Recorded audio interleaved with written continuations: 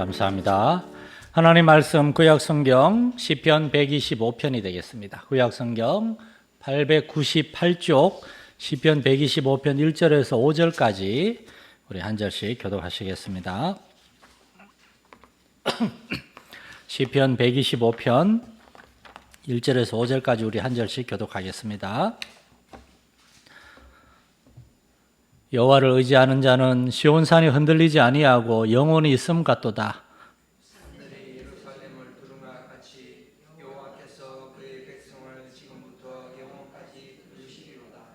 악인의 규가 의인들의 땅에서는 그 권세를 누리지 못하리니 이는 의인들로 하여금 죄악에 손을 대지 아니하게 함이로다.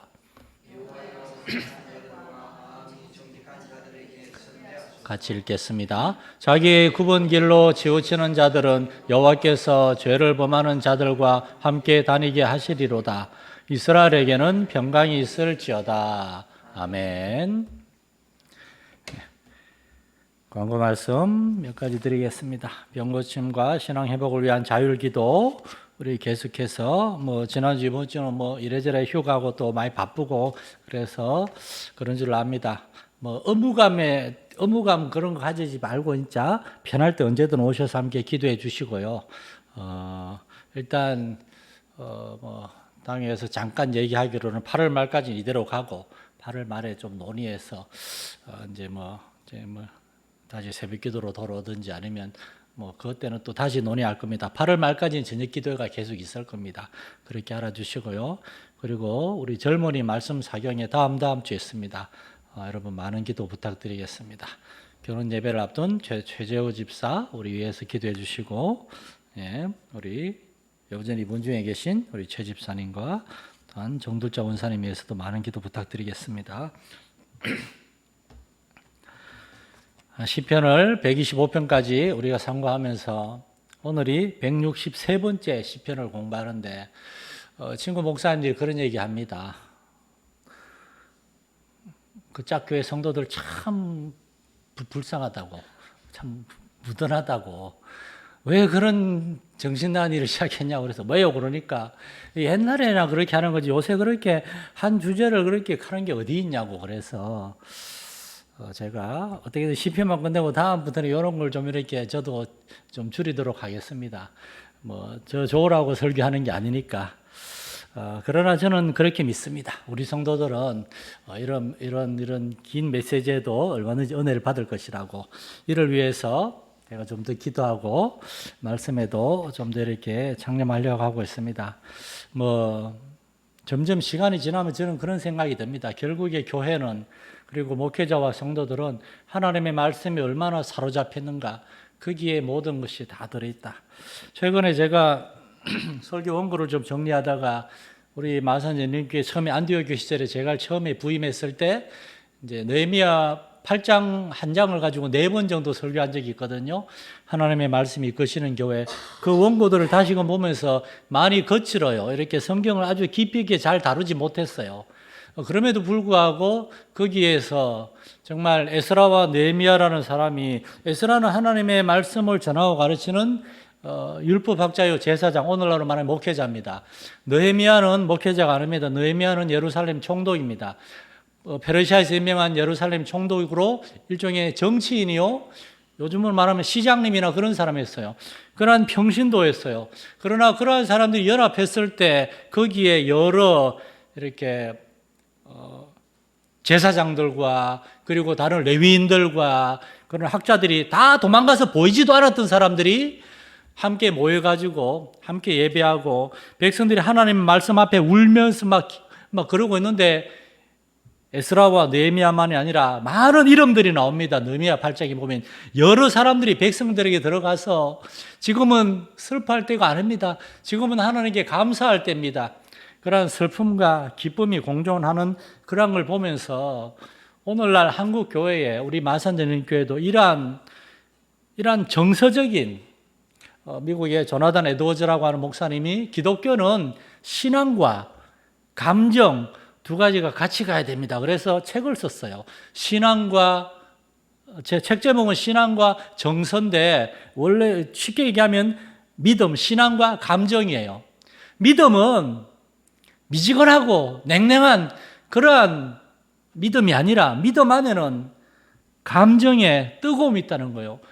하나님 앞에서 우리의 죄악함 때문에 괴로워하고 회개하며 슬퍼하는 그런 것이 있는가 반면에 그러한 중에도 하나님이 나를 도와주시고 여기까지 돌보시고 우리의 자녀들을 지키시고 인도하시고 그 은혜에 대한 감사 때문에 막 기뻐하는 그런 것들, 찬양하고 경배하고 그러한 감정적인 그러한 감동이라고 할 수 있죠. 그런 게 있는 거죠. 우리 마산전인교회에도 우리 성도들에게도 이러한 믿음 안에서의 그러한 점점 자라남과 변화가 있음과 동시에 우리의 영혼이 하나님으로 인하여 정말 그렇게 때로는 슬퍼하지만 우리 자신만을 위해 슬퍼하는 것이 아니라 다른 믿음이 약한 사람들, 믿음의 시련을 겪고 있는 사람들 당연히 예배의 자리, 헌신과 섬김, 봉사의 자리를 지켜야 함에도 불구하고 그렇지 못한 사람들에 대해서 비판하고 판단하고 정죄하는 것이 아니라 그들 때문에 안타까워하고 우리가 대신 회개하며 기도하는 그러한 슬픔과 탄식 그리고 동시에 하나님의 은혜에 대한 그 감사와 기쁨 그런 것들이 공존하는 그런 감동 있는 그런 신앙과 감정, 감동이 회복되는 우리 교회가 됐으면 좋겠다. 그러한 기도 제목이 있고 이것을 위해서 목회자만이 아니라 우리 온 성도들이 함께 기도하면서 하나님께 소망을 두고 좀 함께 기도하며 나아갈 수 있기를 소망합니다. 그래서 어쨌거나 시편은 올해 안에 빨리 끝낼 거고요. 오늘 시편 125편 성전에 올라가는 노래라고 되어 있습니다. 이 제목에 대해서 오늘 다시 한번 쭉 상고하면서 성전에 올라가는 노래. 이 성전은 다름 아니란 예루살렘 성전입니다. 이스라엘 사람들에게는 예루살렘이 그들의 신앙에 있어서 굉장히 중요한 것이었어요. 유대교는 오늘날 로마 카톨릭이 유대교하고 굉장히 비슷해요. 로마 카톨릭에 보면은 성상, 성화, 그림들, 그리고 성물이라고 왜 그렇게 예수님 당시에 성물들 예수님이 입었던 수의라고 예수님이 십자가에 못 박힐 때 입었던 수의라고 주장하는 수의가 한 4군데 정도 되거든요. 그리고 예수님의 옆구리를 찔렀던 로마인 백부장의 이름이 롱기누스입니다. 그 사람의 창, 우리가 그 창을 갖고 있다고 하는데도 한 10군데 된대요. 그 중에 한 군, 제가 보기엔 다 가짜입니다, 그냥. 그렇게 성물, 눈에 보이는 무언가를 통해서 자신들이 믿는 하나님, 그 자신들의 신앙이 허상이 아니라 진짜라는 걸 강조하고 싶은 거예요. 이런 눈에 보이는 무언가를 의지하는 신앙, 사실 시인들에게도 그러한 모습이 있습니다. 그러나 이러한 신앙은 사실은 연약한 신앙이 될 수 있어요. 왜냐하면 바벨론의 침략으로 눈에 보이는 성전 예루살렘 성이 회파되고 예루살렘 성전이 약탈될 때 그들의 믿음도 땅에 툭 떨어졌거든요. 하나님의 임재와 하나님의 권능을 상징하는 성전이 무너지고 짓밟혔을 때 하나님이 이렇게 힘이 없다니 이렇게 돼버린 거예요. 하나님 우리를 떠나셨다. 하나님의 권능이 땅에 떨어졌다. 이렇게 돼버린 겁니다. 눈에 보이는 무언가를 의지하는 믿음. 우리 눈에 기도해도 응답이 없는 것 같고 자꾸 아픈 사람만 많아지고 예배 사람들도 점점 줄어들고 참 오늘 우리 권사님들, 장로님들, 집사님들, 안수이사님 다 오셨는데 우리 젊은 청년들 옛날에는 몇 명 보이지만 요새 수요일에 이런 데 한 명도 안 보이잖아요. 다 바쁘고 다 자기 사정들이 있겠죠. 그런 걸 생각하면 사실은 저는 굉장히 마음이 아프고 괴로워요. 그럼에도 불구하고 저는 눈에 보이는 그것이 아니라 하나님께 소망을 두고 정말 하나님이 은혜를 주시면은 그러한 사람들도 정말 하나님 앞에 헌신하게 될 때가 있을 것이다. 히브리서 11장 1절에 믿음은 바라는 것들의 실상이요 보이지 않는 것들의 증거라고. 믿음은 안 보이는 걸 믿는 겁니다. 지금은 눈에 안 보이지만 때가 되면 여기에 정말 저하고 아내가 옛날에 그런 환상을 본 적이 있거든요. 이렇게 교회 좌석이 이렇게 몇 개로 나눠졌는데 한쪽 칸에 젊은이들이 소복히 앉아 있는 거예요. 너무 안 보여서 좀 그렇긴 하지만 그렇지만 보이지 않는 거를 기대하고 소망하는 겁니다. 저는 아직도 기대하고 소망하고 있어요. 여러분, 믿음이란 보이지 않는 것들에 기초한 겁니다. 하나님은 영이십니다. 우리가 볼 수 없어요. 하나님의 영 성령님 우리 안에 거하시는데 우리가 볼 수 없어요. 그러나 우리는 하나님께서 우리의 마음을 어루만지시고 우리에게 믿음을 주시고 우리에게 거룩함과 의로움과 진실함에 대한 간절한 소망을 주셔서 우리는 세상 사람들처럼 그렇게 말하고 행동하지 않을 수 있도록 붙들어 주시는 하나님의 도우심을 경험하고 있습니다. 정말 성령님이 우리 안에서 역사하실 때에 사랑과 희락과 화평과 자비와 양성과 오래 참음과 충성과 온유와 절제 같은 그러한 성령의 열매들이 완벽하긴 아닐지언정 우리 안에서 작게나마 뿌리를 내리고 우리를 그렇게 이끌어가는 것을 우리는 경험하고 있지 않습니까? 가장 큰 거 사랑도 눈에 보이지 않아요. 그러나 우리는 사랑이 분명히 존재함을 알고 있어요. 하나님 우리를 사랑하시고 우리에게 생명을 주셨고 우리 예수님을 보내줬고 그 하나님의 사랑 때문에 우리가 구원을 받고 그래서 우리도 다른 사람을 사랑할 수 있다는 것을 알고 있습니다. 이 사랑이 좀 눈에 많이 드러나고 보여졌으면 좋겠지만 말은 안 하고 행동은 안 해도 우리가 서로 얼마나 아끼고 사랑하는지 목회자의 눈에는 보이는데 여러분도 다 볼 수 있잖아요. 그런 거. 이런 것들 눈에 보이지 않는 것들 그러나 분명히 존재하는 하나님의 성품들 기독교의 그런 아름다운 덕목들 우리는 그런 것을 바라보고 그런 것을 추구하는 거예요. 우리의 신앙이 눈에 보이는 교회 건물이나 사람들의 숫자 그런 것들에 의존해가지고 그런 것들이 좀 작아 보이면 우리도 믿음이 약해지고 연약해지고 그렇게 되지 않기를 바랍니다. 눈에 보이는 그런 것들을 의지하면 안 돼요. 신이 계속해서 얘기하는 게 뭡니까? 성전에 올라가면서 노래하는 이유가 뭡니까? 시편 121편에서 성전에 올라가면서 내가 산을 향하여 눈을 들리라. 왜냐 사람들을 보면은 내 삶의 어떤 가변적인 것들을 보면은 너무나 변화가 심하고 흔들리니까 흔들리지 않는 저 시온 산과 같이 견고하게 서 있는 살아계신 하나님, 하나님의 사랑, 하나님의 돌보심, 하나님의 함께하심 그걸 바라보는 거예요. 오늘 본문에서 시인이 성전에 올라가는 이유가 다른 말인 그겁니다. 예루살렘 성전은 비록 회파되어 가지고 다 망가졌을지언정 그러나 내가 올라가고 있는 이 시온산과 같이 살아계신 하나님은 언제나 나를 떠나지 않으시고 나를 지켜보고 있다. 나와 함께하고 있다. 요즘 들어서 제가 기도하면서 자주 이렇게 읊조리는 구절이 있습니다. 교회는 당신의 생각보다 더 큽니다. 영국의 선교사였던 패트릭 존스톤이라고 하는 선교사님이 쓴 책입니다.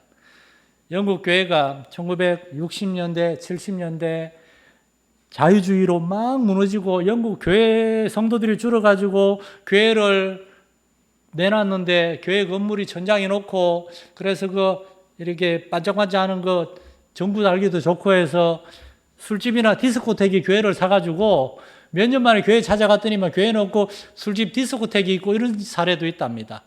그리고 이슬람 교회에서 사가지고 이슬람 사원으로 쓰고 오늘날 교회들도 이단들이 사가지고 교회로 하는 경우 얼마나 많습니까? 이러한 눈에 보이는 것들, 예배의 숫자도 뭐 옛날에 비해 점점 줄어들고 막 그런 것들, 눈에 보이는 그런 연약함의 현상들, 그걸 바라보지 말고 지금 우리는 이제 다시금 초심으로 돌아가서 처음 사랑으로 돌아가서 기독교의 시작이 뭡니까? 우리의 믿음의 시작은 보이지 않는 하나님, 그러나 분명히 계시고 우리를 돌보시는 그 하나님을 믿고 의지하는 것이 그것이 참된 기독교 신앙이다. 신앙이란 무엇인가? 여호와를 의지하는 삶입니다.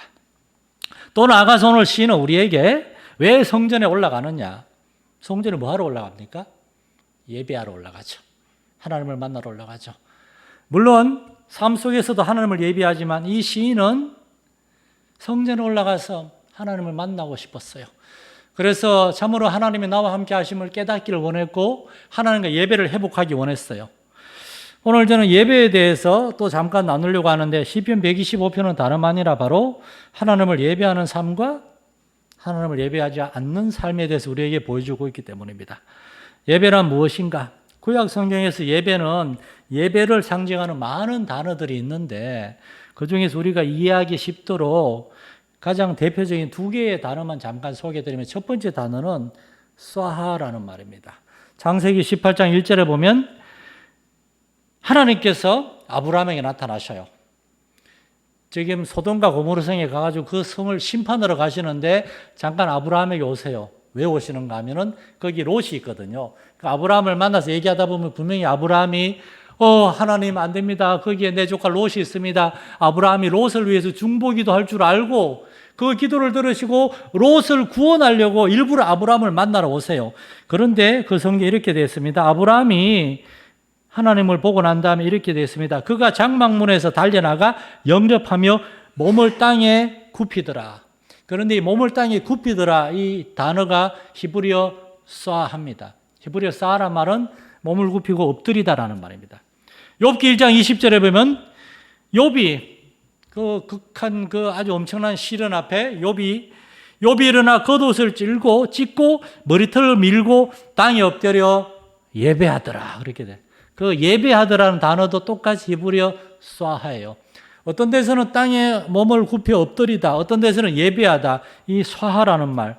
이 단어는 구약 성경에 120번이나 나와요. 그 전부 다 하나님을 예배하다, 하나님께 엎드리다, 무릎 꿇다 그런 뜻이에요.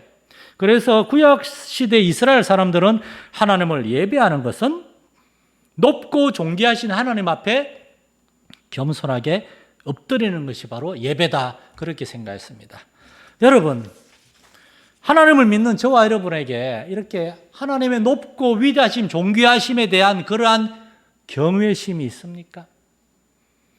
17세기, 18세기 영국의 청교도라고 믿음을 지켰던 사람들 중에 한 명이 그분은 존 버년 목사님인데 철로역정 말고 또 한 권의 책을 썼어요. 그 책은 뭔가 하면은 경외함의 진수, 경외함의 본질, 신앙은 하나님을 경외하는 것이다. 우리가 왜 오늘날 많은 예수를 믿는다고 하는 사람들이 예배를 함부로 생각합니까? 예배도 나왔다가 말았다가 그러고 주님의 날도 지켰다 말았다가 그러고 하나님에 대한 경외심이 없는 것입니다. 기독교 신앙은 하나님을 예배하는 것인데 하나님을 예배하는 것은 하나님을 경외하는 것입니다. 하나님을 경외한다는 말은 하나님을 무서워한다는 뜻이 아니에요. 하나님이 얼마나 높고 존귀하신 분임을 그것을 인지하고 그 앞에서 하나님께 합당하게 나아가고 자기 자신을 돌아보는 거예요. 억지로 예배하러 나오는 거 아니에요. 내가 교회 직분자니까, 내가 교회 오래 다녔으니까, 내가 예수 믿는 사람이니까 예배하는 게 아닙니다. 하나님 때문에.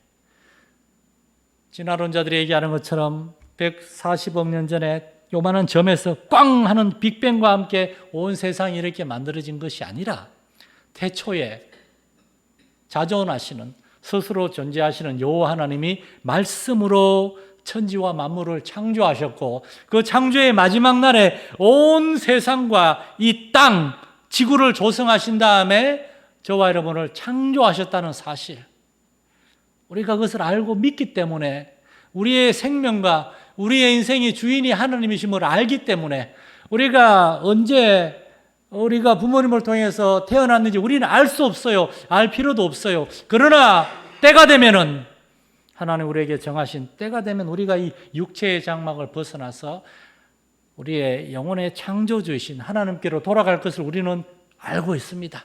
그때 하나님 앞에 섰을 때 우리는 참으로 저를 저에게 생명을 주시고 저에게 삶을 허락하시고 사랑하는 가족들과 믿음의 형제 자매들을 허락하시고 하나님 주신 호흡, 그 생기를 가지고 호흡하며 살면서 정말 복된 삶을 살게 하신 하나님 감사합니다. 감사합니다. 그러면서 거기에 먼저 가 있는 우리의 믿음의 부모님들, 선조들을 만나게 될 것이며 또한 거기에서 우리의 믿음의 자녀들과 우리의 혈연의 자녀들이 때가 되면 하늘나라 올 것을 기다리면서 거기에서 영원한 삶을 살아가는 것, 하나님이 계시기 때문에 우리에게 그러한 삶이 주어졌다는 걸 우리가 참으로 안다면은 여러분 우리는 하나님을 예배하게 될 것입니다.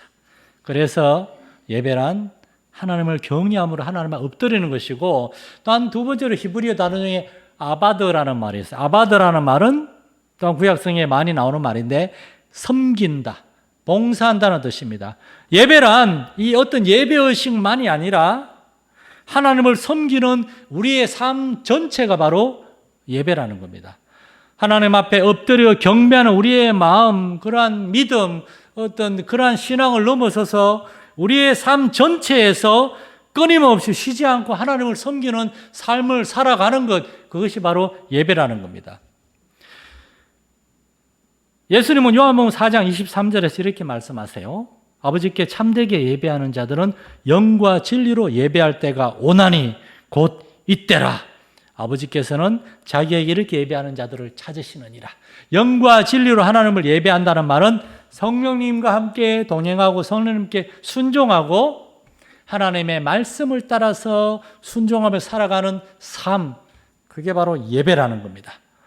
하나님을 참되게 예배하는 것이 정말 중요한 때가 온다는 겁니다. 여러분, 지금이 바로 그런 때가 아닙니까? 예배는 무슨 쇼 프로가 아닙니다. 정말 종종 마음이 안타까운데 어떤 막 대형 교회들 보면은 예배를 연출을 해요. 예배가 너무 쇼 같아요. 이렇게 딱 정해진 시간에. 실제로 제가 서울에 한 2,000명 되는 교회에 제가 사부 예배에, 청년부 예배에 제가 선교 특별 예배를 해서 제가 그때 설교하러 간 적이 있는데 갔더니만은 저에게 콘티를 하나 주더라고요. 성교사님, 이게 예배 콘티입니다. 보니까 예배 순서가 짝짝짝 있어요. 중간에 설교 시간이 25분 딱 정해졌더라고요. 그래서 내가 말레이시아에서 왔는데 25분밖에 시간이 안 됩니까? 하니까 한 5분 더 하셔도 됩니다. 예배가 얼마나 콘티 딱딱 짜여져가지고 그대로 돌아가는지 그것 때문에 제가 스트레스 받아서 그날 설교할 때 죽을 썼는데 예배는 그런 게 아니거든요. 영국의 로이드 존스 목사님은 방송 설교를 싫어했답니다. 방송국, 믿음이 좋은 방송국 그 PD가 이 로이드 목사님한테 목사님 왜 안 합니까? 그러니까 PD 양반 내가 방송 설교하면 몇 분 할 수 있습니까? 하니까 목사님에게 정말 보통 목사님께 한 20분 드리는데 로이드 목사님한테 30분 드리겠습니다 하니까 로이드 존스 목사님이 그랬대요. 한 25분쯤 됐는데 만약 성령님 역사하셔서 내가 설교를 계속하게 되면 어떻게 됩니까? 하니까 그런 방송 사고죠. 그래서 내가 방송 설교를 안 하는 겁니다. 예배는 하나님의 임재하심이 있고 성령의 역사하심이 있고 성령 안에서 하나님의 말씀 그 안에서 우리가 예배하고 사는 것이 예배라는 거예요. 오늘날 많은 그리스도인들의 삶이 정말 안타깝게도 이제는 선데이 크리스찬이라는 말이 너무나 당연한 것이 되어버렸어요. 일주일에 한 번, 주일 오전 예배 한 번 드리는 것으로 예배 다 드렸다, 신앙생활 다 했다, 하나님 앞에 내 의무사항을 지켰으니까 빨리 예배 드리고 집에 돌아가서 이제는 나를 위하여, 내 가족을 위하여, 내 인생을 위하여 쉬면서 재충전하면서 그렇게 안식하자. 그런 사람들이 얼마나 많습니까? 늘 이거 생각나는 건데 이걸 들어야 될 사람은 이거 없고 안 들어도 되는 사람들은 여기 있으니까 너무 마음이 아파요. 여러분, 우리가 교회 오는 이유는 의무감 때문에 오는 것이 아니고 사실은 우리 자신의 어떤 유익을 위해서 오는 것도 아니고 우리는 하나님의 높고 위대하심 앞에 너무나 감사함으로 하나님께 나오는 것이고 그리고 나아가서 우리는 하나님을 섬기기 위해서 우리가 아까 하나님 아버지의 마음을 노래를 불렀는데 여기 보면은 아버지 당신의 마음이 있는 곳에 나의 마음이 있기를 원합니다. 우리 젊은이들 우리 지금도 한국교회 많은 그 찬양 집회에서 이 노래를 부르고 있어요. 우리도 많이 불렀습니다. 여러분 정말 하나님의 마음이 있는 곳에 우리의 마음이 있기를 원하고 우리가 눈물을 흘려 기도하기를 원한다면은 우리는 이 정도로 살 수는 없습니다. 서로 돌아보아 사랑과 세능을 격려하는 것, 이것이 하나님이 우리를 교회로 묶어주신 겁니다. 한 기관으로 묶어주신 것이고 하나님이 그 남전도회, 여전도회, 교회 하나님이 우리를 보내주셨고 우리 뒤에 또한 새로운 영혼들을 보내주셨어요. 남전도회는, 여전도회는 우리 바울 성교회나 청년들적으로 새로운 사람이 있으면 전부 다 그 사람을 돌보고 섬겨야 돼요. 바울 사도는 복음을 전하고 한 영혼을 예수님 안에서 세워나가는 과정을 해산하는 수고라 그랬어요. 하루만에 났습니까? 10달 동안 뱃속에 품고 있어야 되고 아이를 낳은 다음에도 이제 낳았으니까 알아서 커라 그럽니까? 그 아이가 자라서 자기 스스로 걷고 먹고 살 수 있을 때까지 돌봐야 돼요. 한 영혼이 교회에 오면은 온 교회가, 온 기관이 그 영혼을 돌아보고 섬겨야 되는데 누가 새로 왔나 보네. 소가 닭 쳐다보시 눈 뻐끔뻐끔하면서 나하고는 상관없는 사람처럼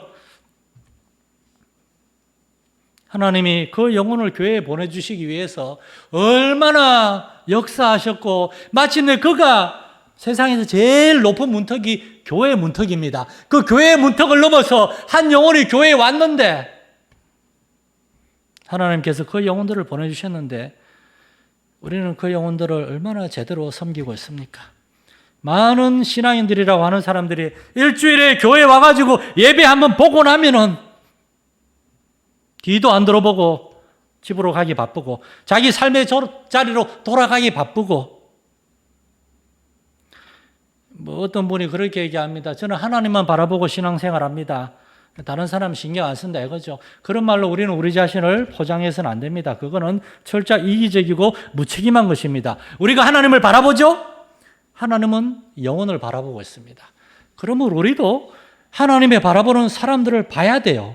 하나님은 우리의 속마음을 중심을 다 알고 있습니다. 우리가 하나님을 믿는다고 하나님을 예배한다 그러고 정작 우리 자신만 생각하고 가장 쉽고 편안하게 안락하게 신앙생활이 아니라 교회 생활만 하려고 하는 것인지 아니면은 참으로 하나님을 경외함으로 하나님을 섬기려고 하는 것인지 본문 2절을 보면 이런 말씀이 있습니다. 산들이 예루살렘을 두름과 같이 여호와께서 그의 백성을 지금부터 영원까지 두르시리로다. 이 두르다는 말이 두 번 나오는 이 두르다는 말의 히브리어 원어를 그대로 번역하면 뭔지 아세요? 감싸 안다라는 말입니다. 이 단어를 가지고 하나님을 묵상한 어떤 성문사님이 이름이 갑자기 기억이 안 나는데 오카노 목사님이 안아주심이란 설교를 했어요. 이 단어가 바로 산들이 예루살렘을 감싸 안고 있는 것처럼 여호와 하나님께서 그의 백성을 지금부터 영원까지 감싸 안고 계신다. 여러분 하나님은 우리를 그렇게 감싸고 지키고 계세요. 그런데 우리는 우리의 형제와 자매들 그렇게 돌아보고 섬기고 있습니까? 교회의 이유는 공동체이기 때문입니다. 공동체이기 때문에 우리 마산연의 교회 성도들 한 사람 한 사람이 참으로 하나님을 경외함으로 하나님을 예배하는 자리에 올라가려고 하고 하나님을 예배하기를 사모하고 하나님을 참으로 예배하고 하나님을 경외하는 사람이라면은 하나님 아버지의 마음을 가지고 우리가 다른 사람을 돌아볼 수 있고 더 나아가서 잃어버린 영혼들을 돌아볼 수 있고 우리가 전도하지 않으면 여러분 그 사람들 다 지옥 갑니다. 우리의 믿지 않는 자녀들, 가족들, 우리의 친구들 우리가 그들을 주님께 인도하지 않으면 그들은 반드시 지옥에 갑니다. 하나님께서 우리를 구원하시기 위해 놀랍게 역사하신 것처럼 하나님 우리의 영혼들을 보내주십니다. 우리가 하나님께 순종하여 우리가 영혼들을 주님께 인도하고 주님이 보내주신 영혼들을 우리가 사랑으로 돌보며 섬길 수 있는 저와 여러분이 되고 우리 교회가 될 수 있기를 간절히 소망합니다.